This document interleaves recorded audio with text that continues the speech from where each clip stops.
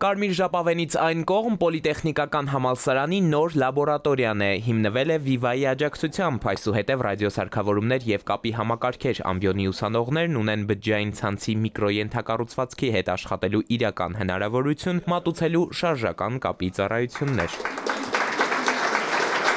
Ուսումնական լաբորատորիայում ճշգրտորեն վերարտադրել են շարժական կապի ենթակառուցվածքը իր բոլոր հանգույցներով, կապի տարբեր սերունդների հաճախականությունների տիրույթում գործող երկու հիմնական կայան, դրանց միացումն ապահովող օպտիկամանրաթելային և միկրոալիքային կապ, էլեկտրասնուցման փոփոխական աղբյուր բաշխիչ ցանցից և հաստատուն աղբյուր հատուկ մարտկոցների միջոցով։ Բարձրագույն մասնագիտական կրթությունը պետք է լինի գործնական և ուսանողին ապահովի իր նախընտրած ոլորտի վերաբերյալ ամբողջական ու ժամանակակից գիտելիքներով։ Տեխնոլոգիական առաջատար երկրներում մասնագիտական ամբիոնները գործակցում են ընկերությունների հետ, համադրելով տեսությունը, հիմնարար գիտությունը և գործնական հմտությունները, ապահովելով սահուն անցում բուհից դեպի արտադրություն ու ծառայությունների մատուցում։ Հենց այս գաղափարն է ընկած ուսումնական լաբորատորիա ստեղծելու նախաձեռնության հիմքում։ Լաբորատորիայում կան նաև բջջային հեռախոսներ, որոնք գրանցված են ներքին ցանցում և հնարավորություն ունեն իրականացնել ձայնային կապ, օգտվել ինտերնետ հասանելիությունից և թվային ծառայություններից։ Բացի այդ, ուսանողները կարող են փորձարկել Voice over LTE տեխնոլոգիան, որն այսօր հասանելի է բացառապես Viva-ի բաժանորդներին։ Այլ կերպ ասած, ուսումնական լաբորատորիայի տարածքում գործում է կապի անկախ մինի օպերատոր, որն ապահովում է ինչպես դասական շարժական կապի ծառայությունների, այնպես էլ նորագույն ձայնային տեխնոլոգիաների փորձարկման հնարավորություն։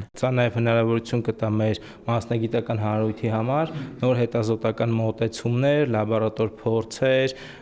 առարկայական բովանդակություն գեներացնել և բերել կրթության միջոցով փոխանցել երիտասարդին, ով ապագայի մասնագետն է, ապագայի աշխատակիցն է, ապագայի ինժեներն է, ապագայի պետական գործիչն է։ Նախագծի իրականացման համար ի դեպ հիմք է հանդիսացել հանրային ծառայությունները կարգավորող հանձնաժողովի որոշումը, և Viva ընկերությունում ողջունելի են համարում, որ կարգավորող մարմինը, մասնավոր հատվածն ու բուհական համակարգը կիսում են միևնույն տեսլականն ու համագործակցում այս ասպարեզում պետության քաղաքականության շրջանակում։ Էդուարդ Պողոսյան, Վահրամ Ավոյան, ժամը լրատվական։